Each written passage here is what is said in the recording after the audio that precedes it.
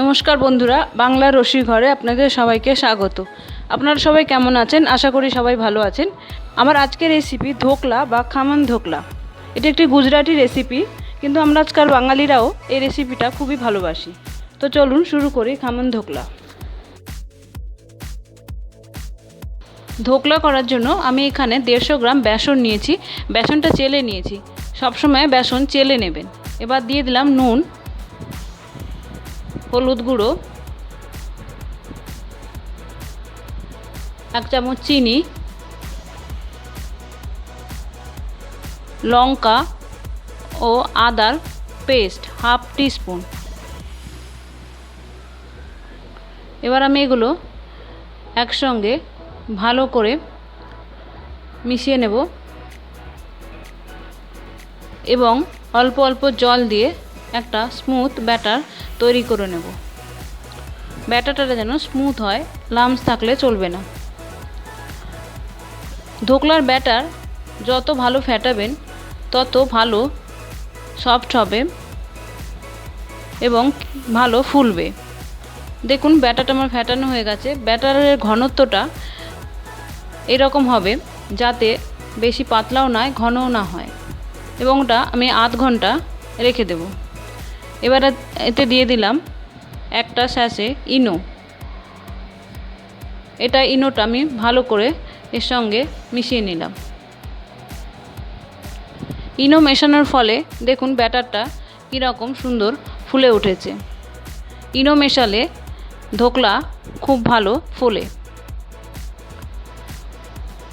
এবার আমি একটা বাটিতে অয়েল ব্রাশ করে নিয়েছি। কারণ যাতে ধোকলাটা ঢালার সময় খুব সহজে বেরিয়ে আসে। বাটিতে আমি ব্যাটারটা ঢেলে দিলাম।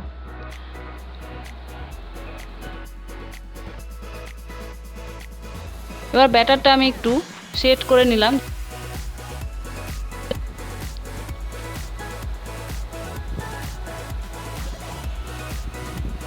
এবার আমি একটা কড়াইতে জল নিয়ে নিয়েছি, গ্যাসটা জ্বালিয়ে দিলাম। এবার এর মধ্যে বাটিটা বসিয়ে দিলাম। এমনভাবে জল দেবেন যাতে বাটি বেশি উপরে না ওঠে, তাহলে ভেতরে জল ঢুকে যেতে পারে। আপনারা কড়াইয়ের বদলে প্রেসার কুকারও ব্যবহার করতে পারেন, তবে সেক্ষেত্রে প্রেসার কুকারের সিটিটা খুলে নেবেন। এবার জলটা ফুটে গেলে আমি এটা 15 মিনিট ঢাকা দিয়ে রাখবো। স্টিমটা এই সময় কমিয়ে দেব।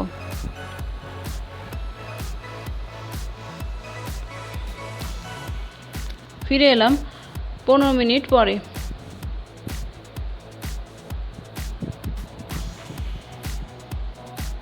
এবার আমি ধোকলাটা ঠিকঠাক ভেতরটা হয়েছে কিনা একটা টুথপিক দিয়ে এরকম ভেতরে ঢুকিয়ে দেখব। যদি টুথপিকের গায়ে ধোকলার ব্যাটার লেগে যাচ্ছে কিনা, টুথপিকের গায়ে কিছু লেগে নেই, তার মানে ধোকলাটা ভালোভাবে হয়ে গেছে। এবার এটা আমি গ্যাসটা নিভিয়ে ঠান্ডা করে নেব। এবার আমি চাটনিটা করে নেব। তার জন্য কড়াই বসিয়ে দিয়েছি এবং এতে দিয়ে দিলাম 1 টেবিল চামচ সাদা তেল, দিয়ে দিলাম 1 চামচ সর্ষে, 4টে কাঁচা লঙ্কা এবং কয়েকটা কারি পাতা। এবার এগুলোকে আমি একটু ভেজে ভেজে নেব। কারি পাতা এবং লঙ্কার একটা সুন্দর গন্ধ বেরোবে।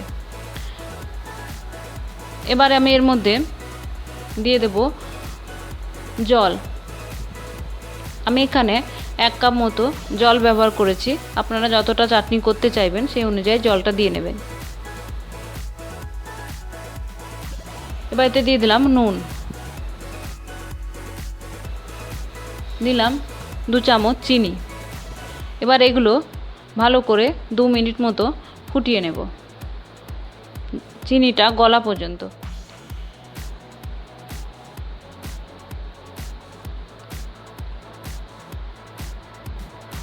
দেখুন ভালোভাবে ফুটে গেছে। গ্যাসটা কমিয়ে দিয়ে এবার আমি এর মধ্যে অর্ধেকটা লেবুর রস দিয়ে দেব। লেবুর রস দিয়ে গ্যাসটা নিভিয়ে দেবেন, নাহলে রস তেতো হয়ে যাবে।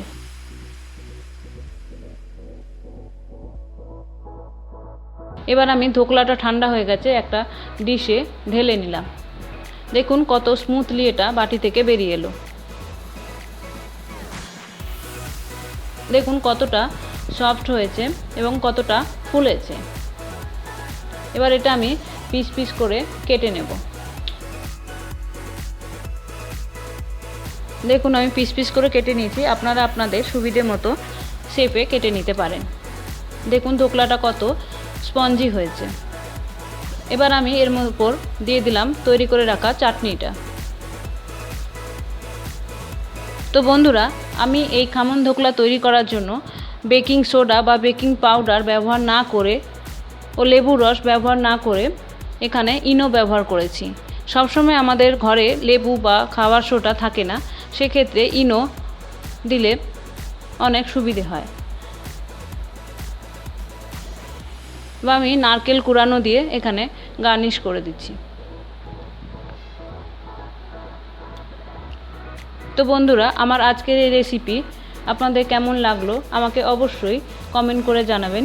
লাইক করবেন, শেয়ার করবেন এবং অবশ্যই সাবস্ক্রাইব করবেন এবং পাশে রাখা বেল আইকনটি প্রেস করে দেবেন, যাতে আমার নতুন কোনো ভিডিও এলে আপনারা সহজেই নোটিফিকেশন পান। নমস্কার।